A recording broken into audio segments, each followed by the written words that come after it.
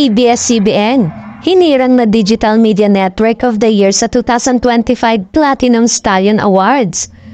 Pinarangalan ang ABS-CBN bilang Digital Media Network of the Year sa 2025 Platinum Stallion Award at umani ng 11 na parangal sa awarding ceremony na ginanap sa Trinity University of Asia.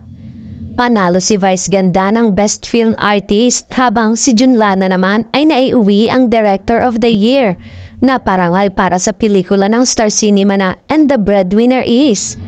Ang morning talk show na Magandang Buhay ay kinilalang Celebrity Talk Show of the Year habang ang It's Showtime ay nanalo ng Best Noontime Show. Samantala, itinanghal ang Rainbow Rumble na Best Game Show habang si Luis Manzano ay pinarangalan ng Best Variety Show Host. Kinilala rin ang veteranong journalist na si Bernadette Sembrano bilang Best Public Service Program Host.